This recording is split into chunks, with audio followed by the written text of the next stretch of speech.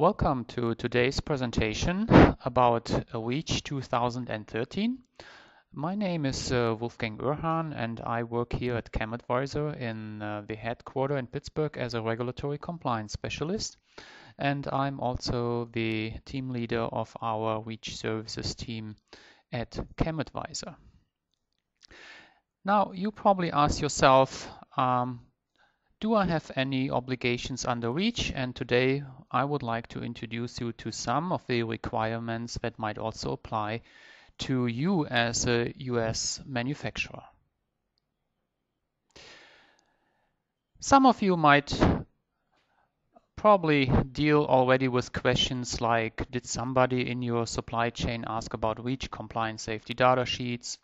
Or do you export or import substances, mixtures, or articles into the EU? Somebody might have approached you regarding REACH compliance in general, or somebody asks you a question like, does one of your products contain a substance of very high concern? We talk about the SVHCs. Or maybe somebody asks you directly regarding a REACH registration number.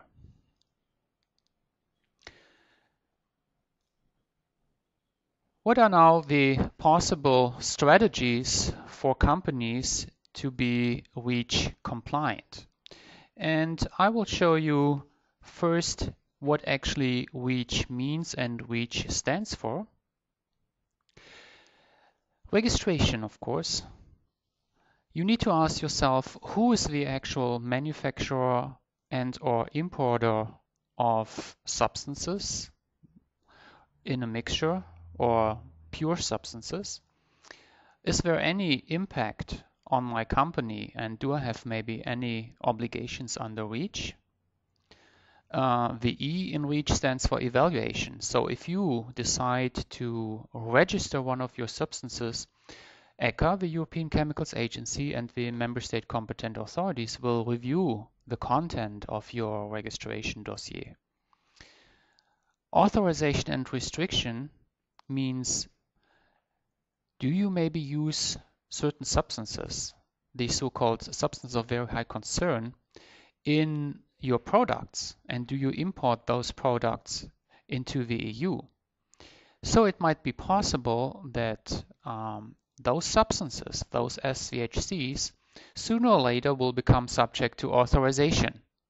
Authorization will be a subject of one of the next slides during our presentation. Then there's Annex 17 regarding restriction in the EU. Certain substances are either completely banned or restricted for use, especially by the end user, the consumer. So you need to have an eye on that as well. And then, of course, chemicals again. The member state competent authorities will be involved in the evaluation process of the content of your registration dossier or dossiers in case you register multiple substances, and will give their feedback to ECHA, and ECHA will then contact the registrant via the REACH IT message box and inform you about the necessary modifications or changes to your registration dossier. Now, what are possible scenarios under REACH? There are several cases that can occur, and I will show you now 3 different scenarios which can actually apply to you as a US manufacturer. Case number 1, you manufacture a substance or mixture that consists of several substances in the United States, and then you export directly those substances to your EU-based customers.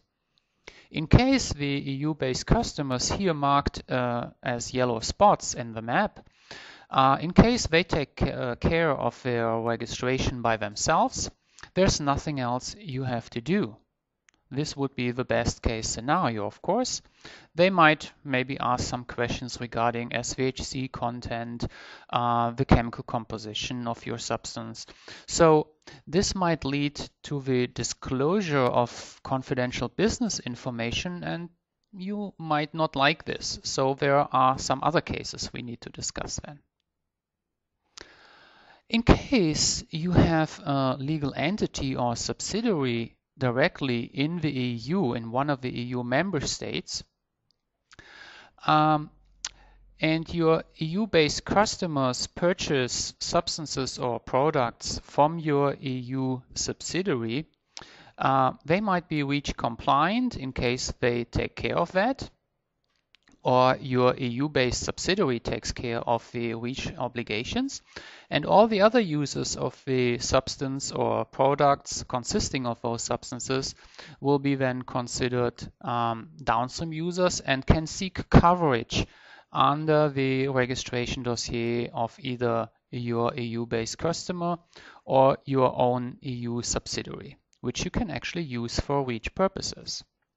Now, the third scenario is the next one, and I will show you that in the next slide. What you can do in case you do not have an own legal entity in the EU, you can choose a so-called only representative. You as a US manufacturer, you can appoint an only representative that will register your substances on your behalf, and all your EU-based customers will be considered downstream users of your OR. You can still ship your substances or products directly to your EU-based customers, just the paperwork in terms of REACH will go directly through your OR. And the main contact regarding REACH for your EU-based customers will be then your OR located somewhere in one of the 27 EU member states. What do you need to do? Of course, you need a plan to become REACH compliant. But there are several aspects that you need to consider to be compliant with the current EU chemical legislation. So there's not only REACH, you also need to look at CLP. CLP stands for Classification, Labeling and Packaging of Substances and Mixtures in the EU and was introduced 2 years ago by the EU as the so-called EU GHS system. So you need to look at your substances and which regulations apply for your substances. You need to know the exposure routes for your substances and who is actually exposed to your substances. You need to take care of classification and labeling according to CLP. Maybe it's necessary to create safety data sheets. And here ChemAdvisor, of course, can help you with our expertise and team of experts. We can help you to determine the classification and labeling of your substances. We can help you with exposure of your substances and, of course, the users of your substances. And, of course, we create safety data sheets in multiple languages and for multiple regions. And, of course, we have also a team of experts that can take care of your registration under REACH. Now, can REACH actually affect US companies? And what is the main concern then in terms of REACH? Of course, REACH affects US manufacturers as well. And here we have to go back to the beginning. You remember the questions. You might already have some of those questions on your desk and you are thinking about it. How do I answer all these questions? And second, why is the EU market and REACH compliance actually so important for US companies? Many US companies, of course, do business with their partners in the EU. And now let's look at the export of chemicals from the US to the EU, which is actually approximately $14 billion a year. That is a very large amount. And 21% of the world's chemicals production is actually located in the EU. So, and it's a very large market, which consists of approximately 570 million people. So it's a good marketing tool to be REACH compliant and to keep your supply chain with your partners in the EU up and running. I would like to look a little bit backwards. What was actually before REACH? In the EU, we had more than 40 different regulations regarding chemicals. There was the Directive EC 67548 and Directive EC 9945. Today, we just have two major regulations in the EU that take care of chemicals: the REACH regulation and the CLP regulation, the EU GHS system.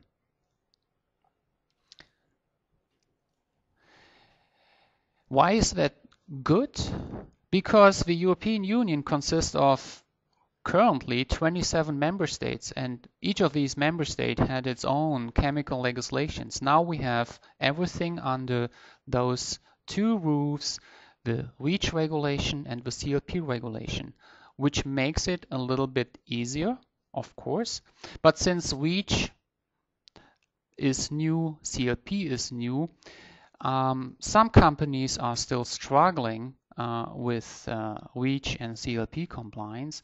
And again, we can help you with our services in terms of REACH and CLP. What are the actual consequences and what is the impact of REACH for manufacturers in the United States? A lot of new information became available and will become available in the near future because we are approaching now the next registration deadlines. Maybe new restrictions on chemicals will be imposed through Annex 17 of the REACH regulation. And REACH is of course also a huge driver for exports of safer chemicals to Europe, because one of the main goals is the safe use of chemicals to avoid adverse health effects on humans, your users, and of course the environment. Now, you probably ask yourself, why should my company actually be REACH compliant? What are the top reasons to be REACH compliant? Of course, it gives you a great market opportunity to sell your products and substances in the EU. It gives your customers some relief because they don't have to deal with REACH in case you take care of it and they see coverage under your registrations, for example.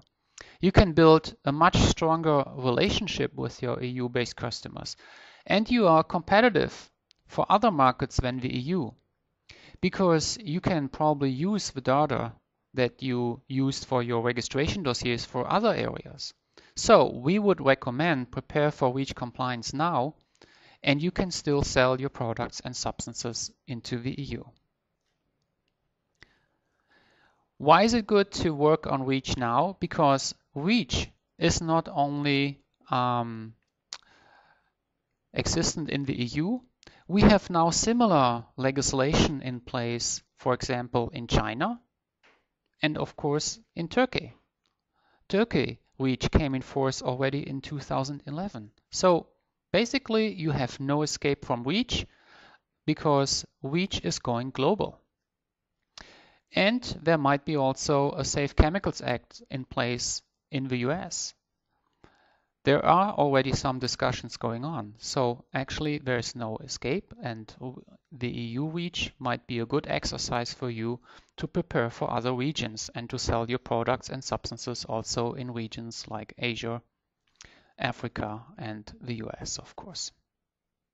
Now, when it comes to REACH, what is the main obligation under REACH? It is the registration obligation. So if you look at your substance portfolio that you export into the EU, you have to ask yourself the question, does one of my substances exceed an amount of 1 metric ton per year?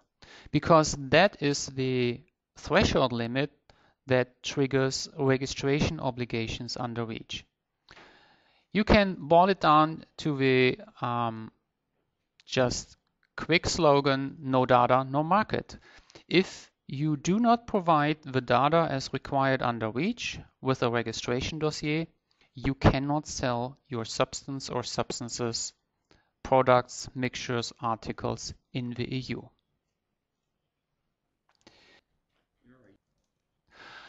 Which actors are actually concerned within the supply chain of a substance when it comes to REACH? you need to know your actual role under REACH. Directly concerned are EU-based manufacturers, EU-based importers, and there can be also a direct concern regarding non-EU based manufacturers. And the downstream users of these three players are directly concerned by REACH, of course. Some concern might be the distributor who has some obligations to pass on certain information pieces up and down the supply chain. And there are some other players in the supply chain which are actually not concerned when it comes to REACH, and those are waste collectors and the consumers. Why waste collectors? Pretty easy, because waste is actually exempted under REACH.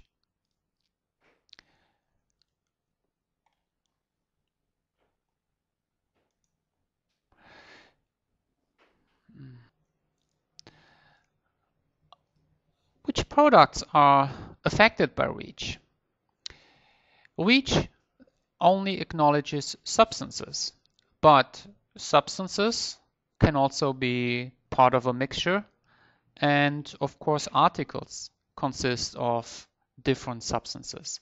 So you have to look at any substance that you import into the EU on its own, or in case you import mixtures into the EU, you have to break down those mixtures into the individual substances.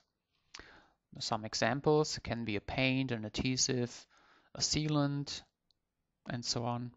And then articles like computers, phone, cars.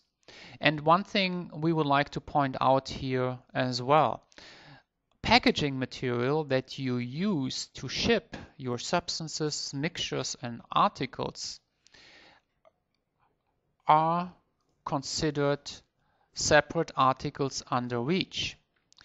And you have to look at those articles, especially when it comes to packaging material, because packaging material can contain substances of very high concern. We will talk about that in one of the next slides, why that is so important.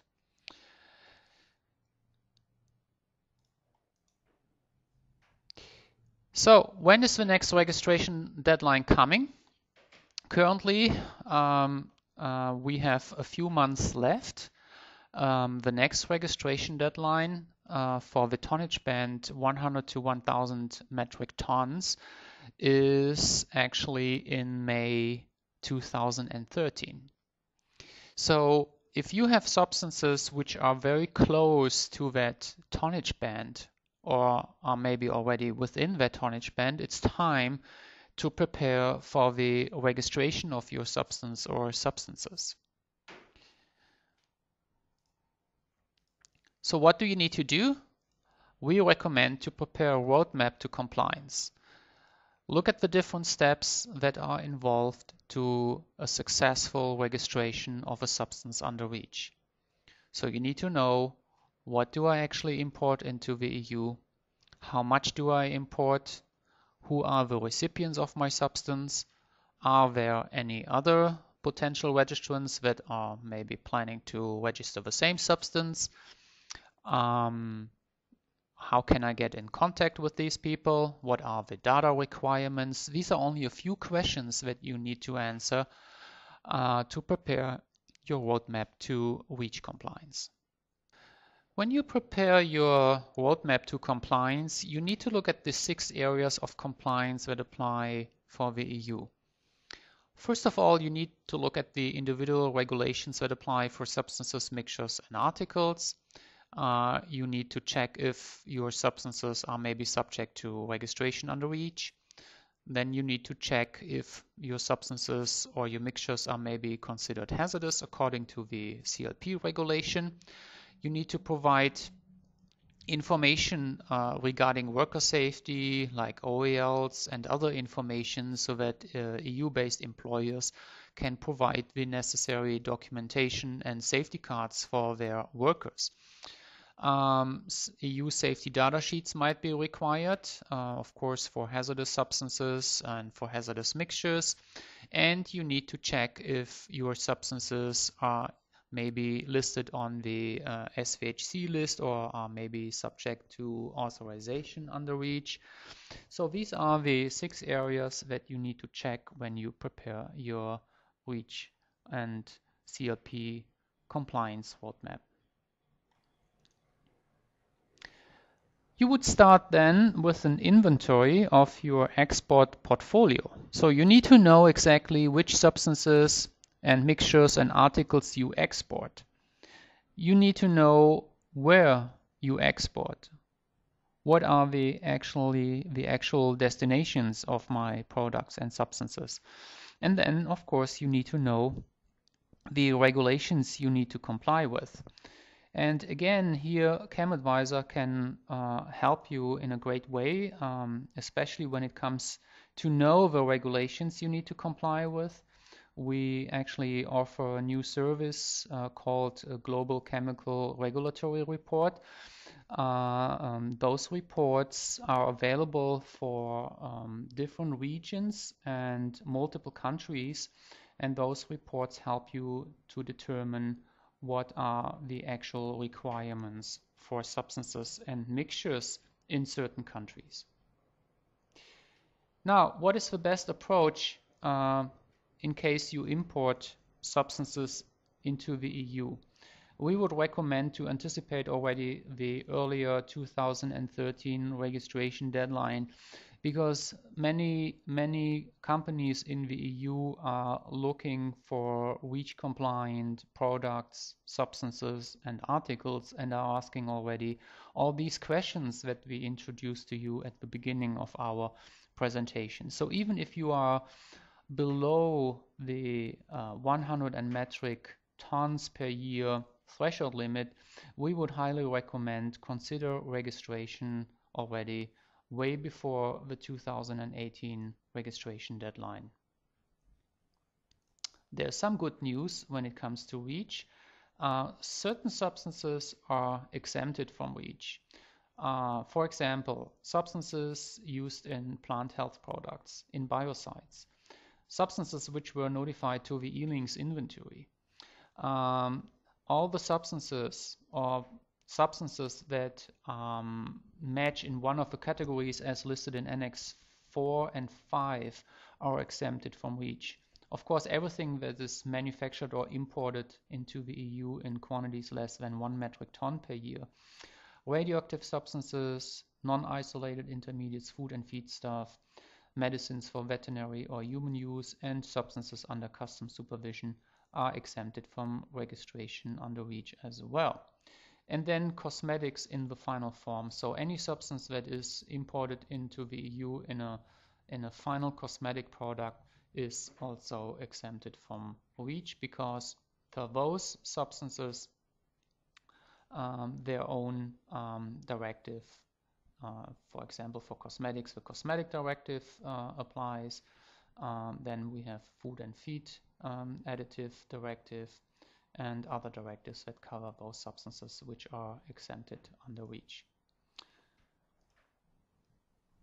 This is the timeline. If you decide to register by the next registration deadline in May 2013, it's actually time to act now, because there are only a few months left, and the preparation of a registration dossier, the discussion within a SIEF, the so-called Substance Information Exchange Forum, takes time, and the lead registrant will also need some time to prepare actually the lead registrant dossier and share that information then later with all the other potential registrants in a SIEF. So if you actually plan to register in 2013, make sure you know who the other potential registrants are, who the lead registrant is, and make sure that you become a member of a SIEF and start the discussion with the other potential registrants. Now, we had different scenarios at the beginning of our presentation, and one possible scenario is you are a US-based manufacturer and you do not have a legal entity in the EU, but you want to avoid disclosure of all your chemical compositions and confidential business information to your EU-based customers. So if you do not have a legal entity in the EU, you actually have the option to appoint an only representative under REACH. The only representative will take care of all the registration matters for you and will represent you in a CF. ChemAdvisor actually has an office in Brussels, in Belgium, and we offer also REACH only representation service, and beside that REACH consulting service. In case you have your own legal entity but you think it's too difficult to deal with all these REACH requirements, you can still use your legal entity, but then you can choose an external consulting company like ChemAdvisor, and we can help you then with the assembling the registration dossier, with your discussions in the CF, help you with the submission of your dossier via REACH IT. In case you decide to register your substance or substances by the registration deadline in May 2013, one thing that is important is that your substances were already pre-registered under REACH, because only then you are allowed to keep importing your substances until the registration deadline, and only then you qualify to take your time now within the next month, join the CF and prepare your registration dossier. But for all those US manufacturers that decide to wait until the last registration deadline because their amounts, substance amounts that they export into the EU are way below the 100 metric tons threshold limit, they still have the option to buy that additional time by submitting a late pre-registration. So if you can prove to ECHA, the European Chemicals Agency, that you never imported a particular substance in an amount exceeding 1 metric ton, you can submit a late pre-registration to qualify for the later registration deadline in 2018. Unfortunately, you cannot submit a late pre-registration for the 2013 registration deadline anymore, because there is a 12-month deadline, and we are now too close to the next registration deadline in 2013. By the way, ChemAdvisor has experience in when it comes to submitting pre-registrations and late pre-registrations, and we will be happy to assist you with that matter as well. So, if you anticipate the next registration deadline, 2013, there are certain things that you should do now, and there are certain things that you should try to avoid. First of all, you need to prepare an inventory of all the substances concerned when it comes to REACH, and you need to monitor those substances at all times and track the volumes that you import into the EU. So if you found out that some of your substances or substances in your products will become subject to REACH registration and you plan to register either in 2013 or 2018, please avoid to register on your own. ECHA wants potential registrants for the same substance to jointly submit a registration dossier for a particular substance. First of all, if you do that, you qualify for much lower registration fee. You should also avoid to create your own chemical safety report. It's way too costly to do it all by yourself. And when you join a CF, please make sure when you check the CF agreement before you sign it that the costs for example, administrative cost of a CF, data sharing costs, letter of access costs are not too high, and avoid paying too much in a CF.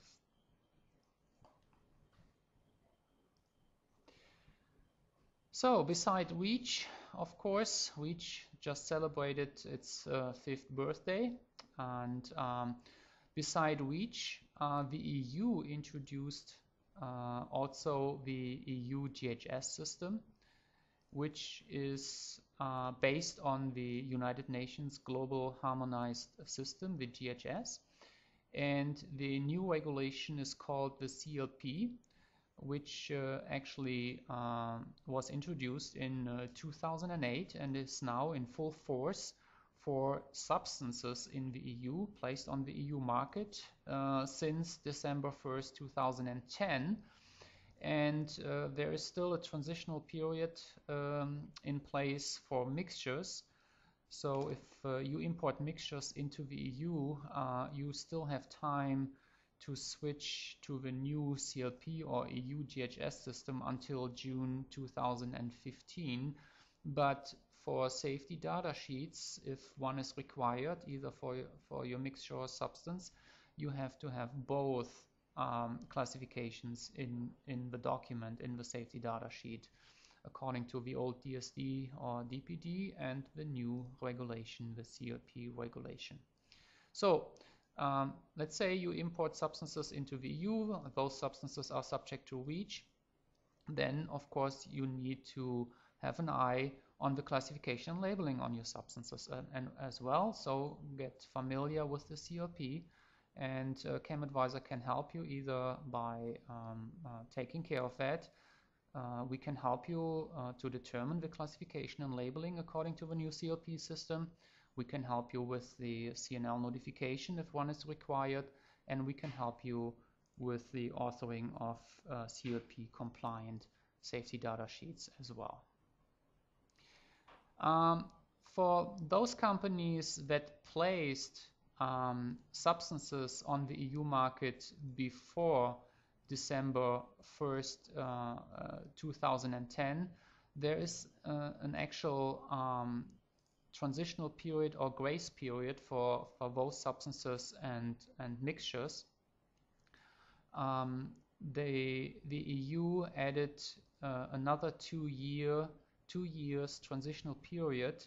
So if something ended up already in a warehouse or on the shelf of a home store in the EU, you can still have the old labels on the substance container, and this grace period for substances actually expires by December 1st this year, and for mixtures there is still a transitional period or grace period until June 2017 for everything that was imported into the EU before the CLP came in force for either substances or mixtures. Yeah? So, what are now the benefits when it comes to CLP and REACH to be compliant with both regulations? REACH actually is considered one of the most demanding standards in the world, and as we learned in the beginning, other areas, other countries introduced similar legislation, like China and Turkey, and by the way, Korea is also already working on such a system. It will also help you to harmonize the labels for your substances and products and use unique packaging on a global basis. And it will make your life as an importer much easier, because you will be able to clear your products and substances easier through customs.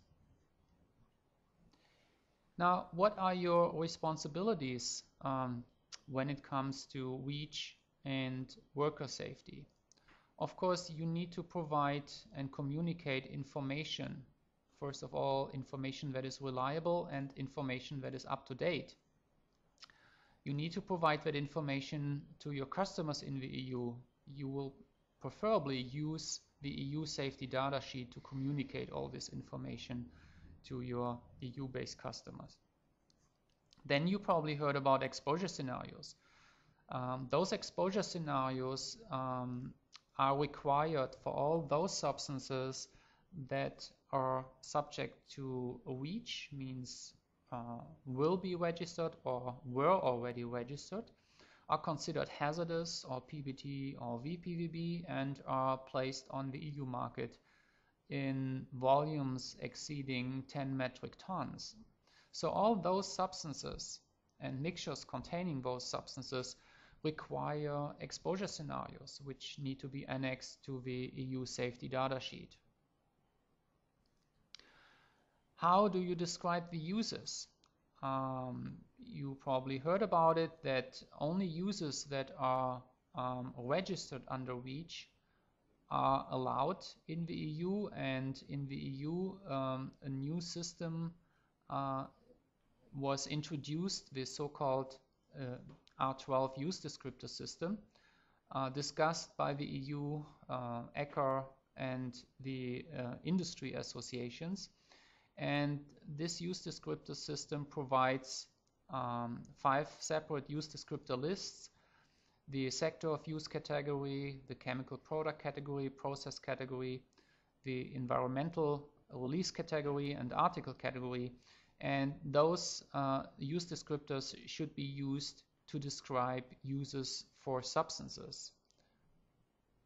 So we recommend to get familiar with this use descriptor system, which is actually available for download on the ECHA website. But if you struggle with that, we can also help you here at ChemAdvisor to categorize the uses for your substances. The exposure scenario has to follow a certain format.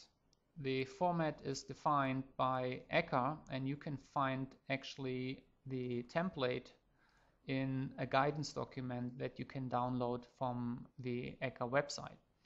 So if you are in the situation to create a safety data sheet for the EU, for your EU-based customers, that also requires an annex, the exposure scenarios, then we talk about the extended safety data sheet. But it is not only required to include the exposure scenario or exposure scenarios, you also need to look at the chemical safety report and include more data and information from your chemical safety report and from your registration dossier in your EU safety data sheet. And this new formatted safety data sheet for the EU is then called the extended safety data sheet. Now, how do you actually assemble your extended safety data sheet, or ESDS? You need to request extended safety data sheets for components or use data from REACH registration dossiers and chemical safety reports. So when it comes to mixtures, you need to look at the individual substances and then check if such documents exist for the individual components of your mixture. Then you need to select the relevant components that you want to consider for your own extended safety data sheet, cross-check those components and the data available for those components with your own uses. Best, of course, is if everything is based on the use descriptor system. Then you need to select the appropriate operating conditions and the risk management measures. Risk management measures include first aid measure, handling and storage, what to do in case of an accidental spill, personal protection equipment, and so on and so on. And then, of course, you finalize your extended safety data sheet either for your mixture or article and submit your extended safety data sheet then to your EU-based customers. So where does the data for your extended safety data sheet actually come from? I mentioned it briefly, maybe from a registration dossier if you registered your substance already under REACH, from the exposure scenarios, and from the classification and labeling of your substance or substances in a mixture. The EU safety data sheet contains information on the hazards of dangerous substances and mixtures. It has to be written in the official language of the EU member state where you place the substance or mixture, and it must be updated when new information regarding the hazards of substances or mixtures becomes available. So When do you need to provide a safety data sheet? There are different cases. First of all, if you supply a substance which is classified as hazardous according to the new CLP, then you have to provide a safety data sheet, an EU safety data sheet. Or if you supply a mixture and the mixture is classified as dangerous according to the DPD and according to the CLP, then you need to provide an EU safety data sheet to your customer.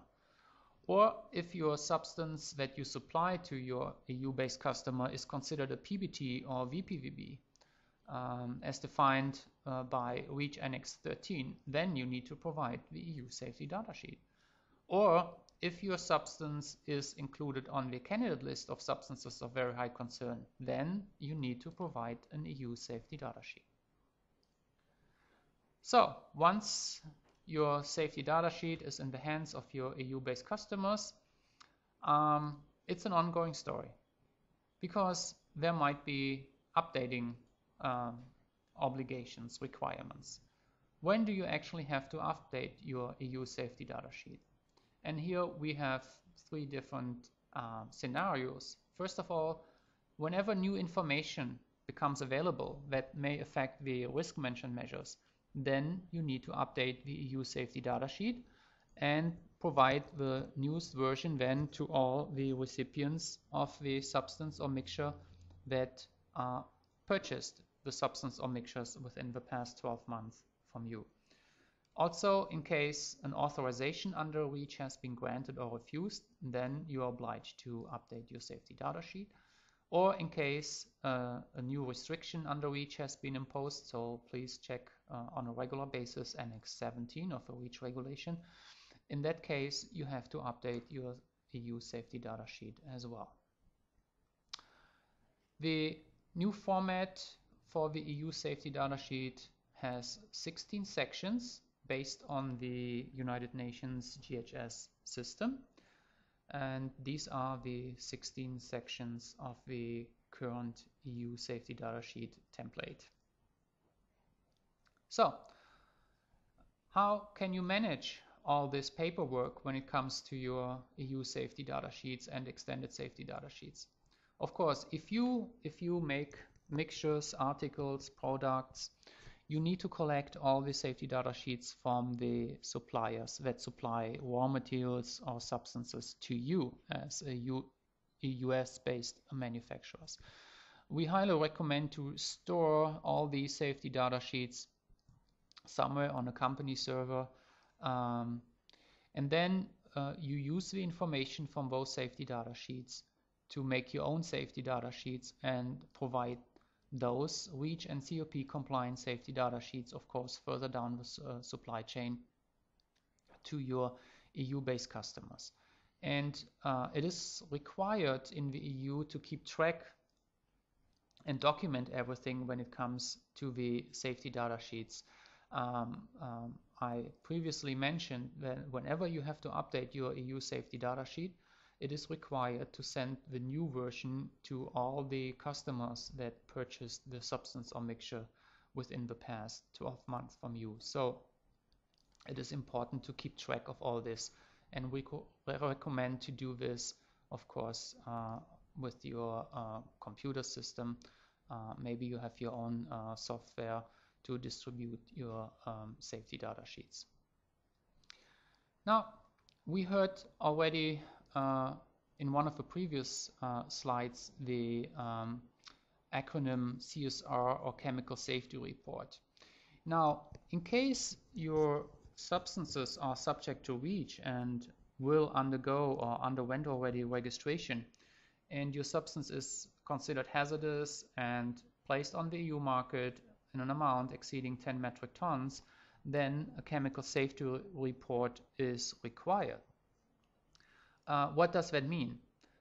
We have then a very new situation because you need to include data from the chemical safety report of your substance in your safety data sheet. And then the EU safety data sheet that currently consists of 16 sections will be extended, and we will have then another section which is actually not called section 17. It's called the Annex. And once all this information is included from the chemical safety report, from your registration dossier, and the exposure scenario is annexed, then we talk about the extended safety data sheet in the EU, which can be quite lengthy. Just one example, ChemAdvisor can also help you with the authoring of extended safety data sheets. An example for a substance registered in the 1000 plus tonnage band, the 12 or 14 pages EU safety data sheet then turned into an almost 90-page long extended safety data sheet, because all the information from the chemical safety report and registration dossier and exposure scenarios needed to be included in the new extended EU safety data sheet. So, enough talking about the registration and the safety data sheets. We would like to talk a little bit more in detail about the substances of very high concern, the SVHCs. So what is actually an SVHC substance? That can be anything that is carcinogenic, mutagenic, or toxic to reproduction, a PBT, VPVB, or anything that is identified as of an equivalent level of concern, for example, endocrine disruptors. So do you have to be concerned regarding SVHCs? And the answer is yes, because you should always monitor those SVHCs. And if one of your product or articles contains an SVHC, you should, in a proactive approach, try to replace those SVHC substances by alternative substances. Where can you find those SVHC substances? ECHA provides on their website the so-called candidate list of SVHCs, which currently consists of 73 substances, and ECHA is actually currently in the process to add more substances to the candidate list.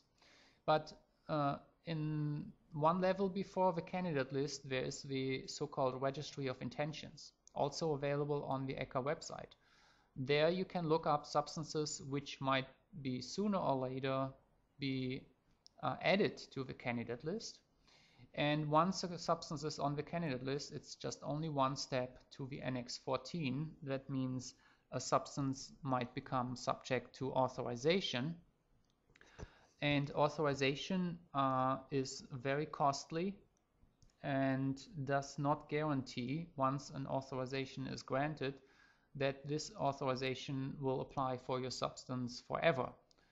ECHA at any point can revoke authorizations, and we recommend to watch these three lists very carefully and try to eliminate such substances that are maybe part of your mixtures or articles, because you might run into some trouble, and especially financial trouble, because the application for authorization is very, very expensive.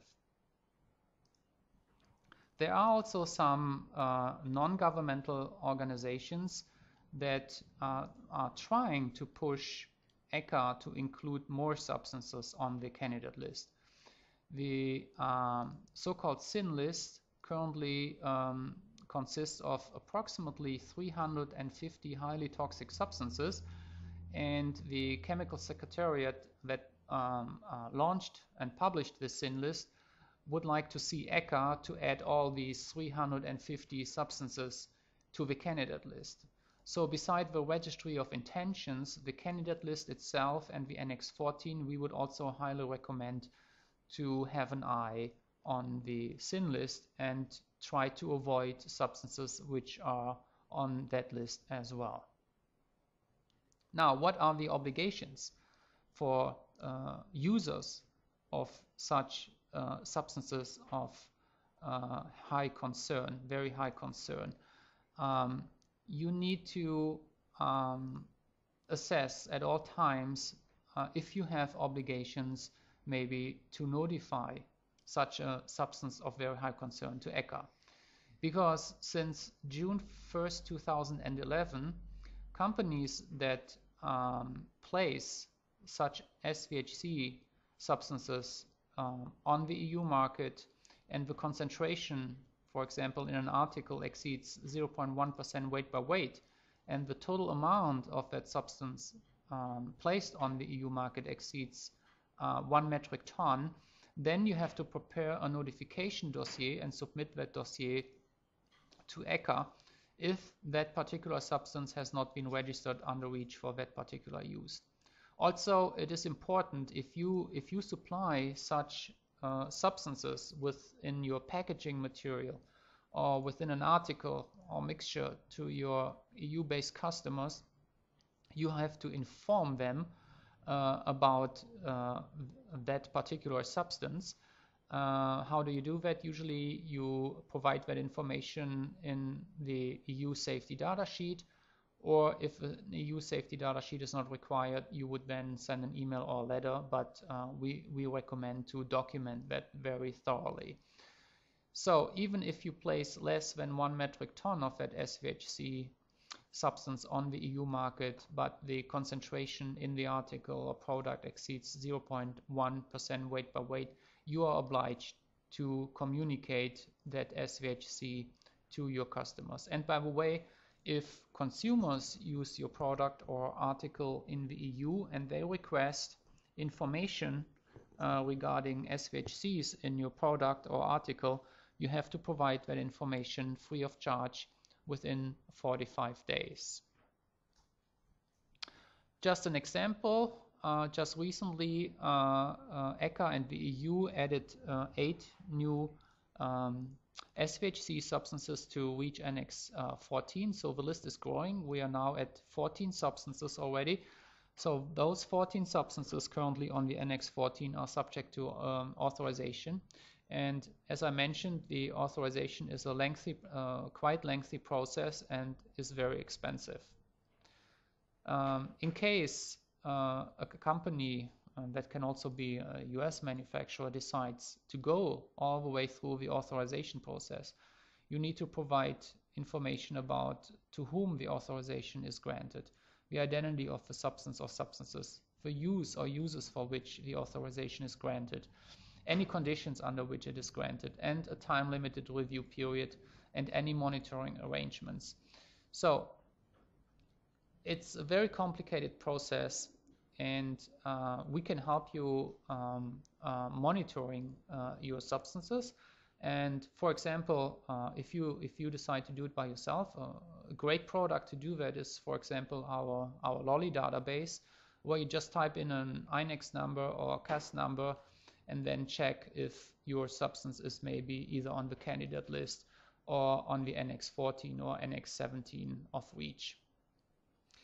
Now, as a US importer, you can still continue placing substances which are on the Annex 14, means are subject to authorization, but your customers will probably not like that, because in the first place, as the EU-based importer, they would be obliged to take care of the authorization, and they will probably try to avoid such products because it's expensive and there's no guarantee that the authorization will be valid forever.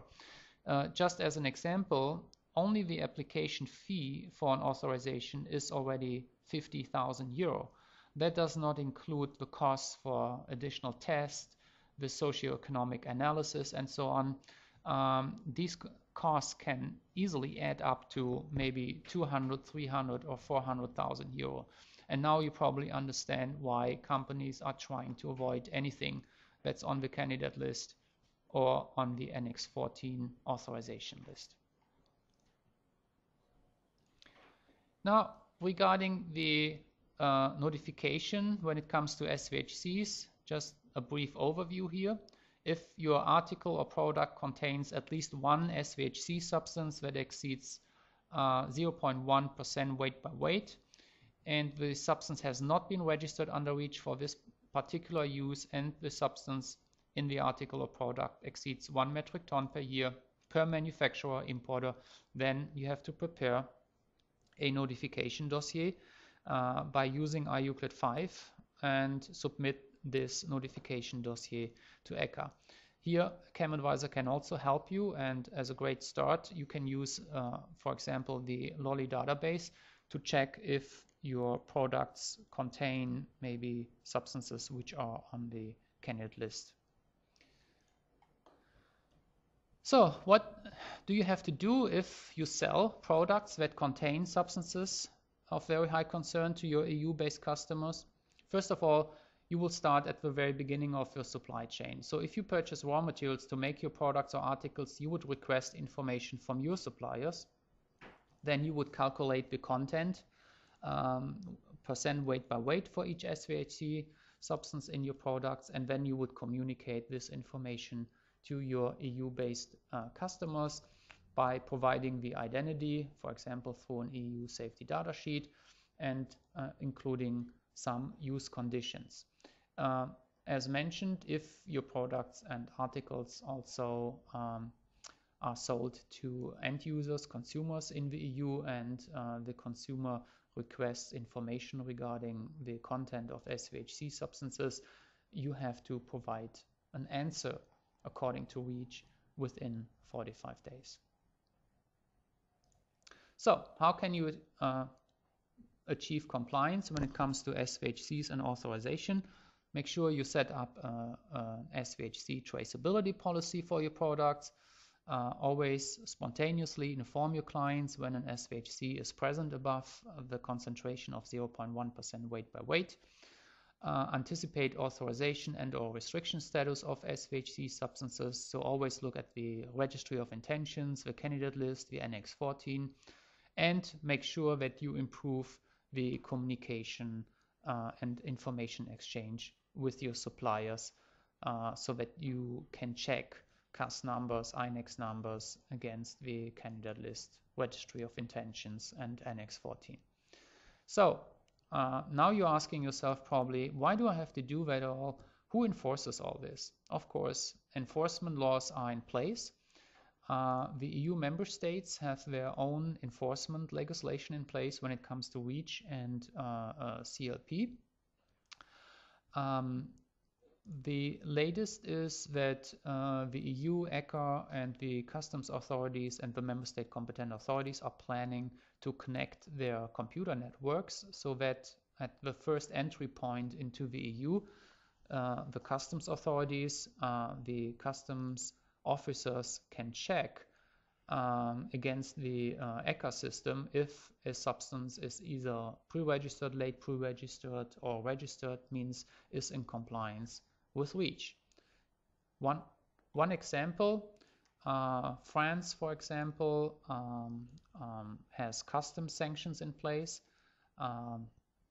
They check products that are coming from outside the EU. They checked more than 3,500 products or substances only in 2009. They checked 2,000 times EU safety data sheets, and the fine, for example, in France can be up to 75,000 euro. Another example, in Germany or in Great Britain, if the REACH regulation is violated intentionally, and they can prove that, means the authorities can prove that, you can actually, or representative of your company can actually go to jail for this violation, or the fine can be up to 1 or 2 million euro. So they are preparing for that now, and the EU and ECHA trained approximately 1,000 to 1,000 inspectors, which are now going from chemical manufacturer and importer from door to door and check the compliance status when it comes to REACH and CLP. So we recommend make sure you're compliant, make sure you have a roadmap in place. And here we have 3 typical REACH CLP situations and how you can deal with these situations. Case number 1, your company exports substances to the EU and you do not have a EU-based legal entity. What are the required actions? Yeah, you need to appoint an only representative and together with your representative you prepare then the roadmap to reach compliance, join a CIF, participate in the CIF activities, and then assemble your registration dossier and submit your dossier to ECHA and obtain your registration number. Scenario 2, your company exports hazardous or dangerous substances to the EU. You need to determine the classification and labeling for your substance. You need to prepare a CNL notification to the CNL inventory. You need to map and confirm the uses of your substance, preferably by using the use descriptor system. Then you need to update your EU safety data sheet and communicate all this information to your EU-based customers, and the preferred tool for this is the, of course, EU safety data sheet. Third scenario, your company exports articles to the EU. Then you need to assess the article and its components, request information from suppliers. If you purchase substances or raw materials from suppliers, of course, you need to cross-check the components against the candidate list. And if you observe that one of your or more than one of your substances is on the candidate list, you need to communicate those SVHCs to your customers. Preferred tool, again, the EU safety data sheet. So ECHA provides, when it comes to REACH and CLP, a lot of information on their website. This is the front page of the ECHA website. The only tool or internet portal that can be used to submit either your registration dossier or your notification dossier is the REACH IT system, available on the ECHA website. You need your own company account to submit such dossiers. And the only software that can be used to prepare such dossiers is the iEuclid 5 software, which is available free of charge for download from the EU website. The iEuclid 5 software is a little bit complicated, but for example, ChemAdvisor has in-house experts that can also help you with the preparation of such iEuclid 5 dossiers, and we can also help you with setting up a company account in REACH IT and submit dossiers through REACH IT to ECHA. The classification labeling inventory was just recently released on the ECHA website in February 2012, and for all of you that import substances into the EU that are either subject to REACH or are considered hazardous under the CLP, there's also an obligation to notify to the CNL inventory. And ChemAdvisor in the meantime submitted already CNL notification dossier for approximately 300 substances, so we have quite a good experience, and we can help you and your EU-based customers with the preparation and submission of such CNL notification dossiers as well. Certain tools which are absolutely essential when it comes to REACH and CLP compliance. Of course, the iEuclid 5 software. Without that software, you cannot generate your dossiers. You need a company account in REACH IT. If you have to provide exposure scenarios and CSRs, you need to work with the CHESA tool, which helps you to generate such chemical safety reports and exposure scenarios. And for all of you that are a little bit more familiar and have a basic REACH knowledge, you can use actually the REACH Navigator on the ECHA website to determine your basic REACH obligations for your substances. And if you need more information, ECHA provides a variety of guidance documents in their support section on the ECHA website. These guidance documents are very practical documents and help you to understand what the requirements are for substances, mixtures, substances in articles, and so on, how to assemble a registration dossier. And last but not least, we have here the use descriptor system. I mentioned it somewhere in the middle of our presentation today. Those use descriptors should be used to categorize and describe the uses of your substances, because the goal in the EU is to use the same language when it comes to the communication exchange of use information.